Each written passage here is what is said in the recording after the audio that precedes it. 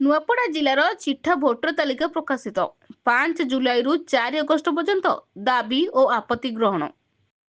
ଭାରତର ଗଣତାନ୍ତ୍ରିକ ପର୍ବ କୁହାଯାଉଥିବା ନିର୍ବାଚନ ପ୍ରକ୍ରିୟାରେ ସ୍ୱଚ୍ଛତା, ନିର୍ଭୁଲତା ଏବଂ ବିଶ୍ୱସନୀୟତା ବଜାୟ ରଖିବା ଉଦ୍ଦେଶ୍ୟରେ ଭାରତ ନିର୍ବାଚନ ଆୟୋଗଙ୍କ ନିର୍ଦ୍ଦେଶ ଅନୁସାରେ ଚାଲିଥିବା ସ୍ୱତନ୍ତ୍ର ସଘନ ସଂଶୋଧନ 2026 କାର୍ଯ୍ୟକ୍ରମ ଅନ୍ତର୍ଗତ ଆଜି ନୂଆପଡ଼ା ଜିଲ୍ଲାପାଳ ତଥା ଜିଲ୍ଲା ନିର୍ବାଚନ ଅଧିକାରୀ ମଧୁସୂଦନ ଦାସଙ୍କ ଅଧ୍ୟକ୍ଷତାରେ ଜିଲ୍ଲାପାଳଙ୍କ ସମ୍ମିଳନୀ କକ୍ଷରେ ଅନୁଷ୍ଠିତ ବୈଠକରେ ଜିଲ୍ଲାର 2ଟି ବିଧାନସଭା ନିର୍ବାଚନ ମଣ୍ଡଳୀର ଚିଠା ଭୋଟର ତାଲିକା 2026 ଆନୁଷ୍ଠାନିକ ଭାବେ ପ୍ରକାଶ କରାଯାଇଛି।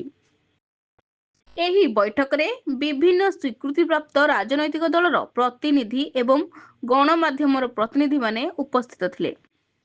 ସ୍ୱତନ୍ତ୍ର ସଘନ ସଂଶୋଧନ କାର୍ଯ୍ୟକ୍ରମରେ 1 ଜୁଲାଇ 2026କୁ ଯୋଗ୍ୟତା ତାରିଖ ଭାବେ ଧାର୍ଯ୍ୟ କରାଯାଇଥିବା ବେଳେ 30 ମେରୁ 28 ଜୁନ୍ 2026 ପର୍ଯ୍ୟନ୍ତ ବୁଥ୍ ସ୍ତରୀୟ ଅଧିକାରୀମାନଙ୍କ ଦ୍ୱାରା ଘରକୁ ଘର ବୁଲି ପରିଗଣନା ଫର୍ମ ବଣ୍ଟନ ଓ ତଥ୍ୟ ସଂଗ୍ରହ କରାଯାଇଥିଲା।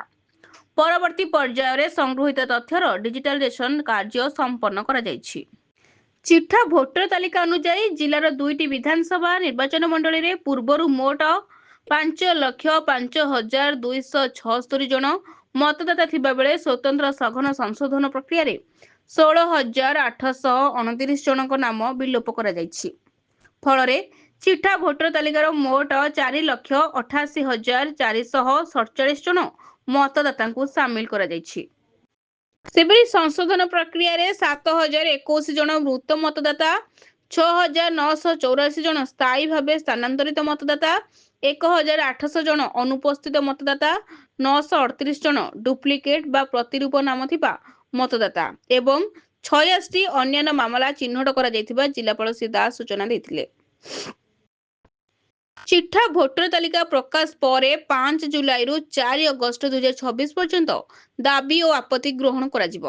ଏହି ସମୟ ମଧ୍ୟରେ ଯେଉଁମାନଙ୍କ ନାମ ବାଦ୍ ପଡ଼ିଛି କିମ୍ବା ନୂତନ ଭାବେ ଭୋଟର ତାଲିକାରେ ସାମିଲ ହେବା, ତଥ୍ୟ ସଂଶୋଧନ, ନାମ ବିଲୋପ କିମ୍ବା ସ୍ଥାନାନ୍ତରଣ ସମ୍ବନ୍ଧୀୟ ଆବେଦନ ଦାଖଲ କରିବାକୁ ଚାହୁଁଛନ୍ତି, ସେମାନେ ସମ୍ପୃକ୍ତ ବୁଥ୍ ସ୍ତରୀୟ ଅଧିକାରୀ କିମ୍ବା ନିର୍ବାଚନ କାର୍ଯ୍ୟାଳୟରେ ଦାବି ଓ ଆପତ୍ତି ଦାଖଲ କରିପାରିବେ।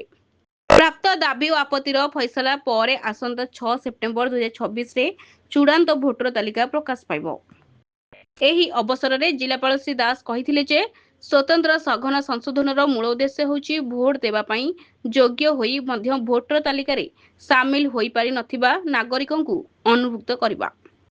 ନୂତନ ମତଦାତାଙ୍କ ପଞ୍ଜୀକରଣ, ମୃତ, ଅଯୋଗ୍ୟ ଓ ସ୍ଥାୟୀ ଭାବେ ସ୍ଥାନାନ୍ତରିତ ମତଦାତାଙ୍କ ନାମ ବିଲୋପ କରିବା ସହିତ ଏକ ସ୍ୱଚ୍ଛ, ନିର୍ଭୁଲ, ଅଦ୍ୟତନ ଓ ବିଶ୍ୱସନୀୟ ଭୋଟର ତାଲିକା ପ୍ରସ୍ତୁତ କରିବା। ସେ ସମସ୍ତ ଯୋଗ୍ୟ ନାଗରିକଙ୍କୁ ଚିଠା ଭୋଟର ତାଲିକା ଯାଞ୍ଚ କରି ଆବଶ୍ୟକ ସ୍ଥଳେ ନିର୍ଦ୍ଧାରିତ ସମୟ ମଧ୍ୟରେ ଦାବି ଓ ଆପତ୍ତି ଦାଖଲ କରିବା ସହ ବୁଥ୍ ସ୍ତରୀୟ ଅଧିକାରୀମାନଙ୍କୁ ସହଯୋଗ କରିବାକୁ ଆହ୍ୱାନ ଜଣାଇଥିଲେ। ଏହି ସାମ୍ବାଦିକ ସମ୍ମିଳନୀରେ ଅତିରିକ୍ତ ଜିଲ୍ଲାପାଳ ସୁଭାଷ ଚନ୍ଦ୍ର ରୈତ, ଉପଜିଲ୍ଲାପାଳ ସୁମି ସୋରେନ, ଡେପୁଟି ଜିଲ୍ଲାପାଳ ଶେଖ୍ ନସିମ ପ୍ରମୁଖ ଉପସ୍ଥିତ ଥିଲେ। ନୂଆପଡ଼ା ଜିଲ୍ଲାରୁ ପରମେଶ୍ୱର ମେହେରଙ୍କ ରିପୋର୍ଟ, ସଠିକ୍ ନ୍ୟୁଜ୍।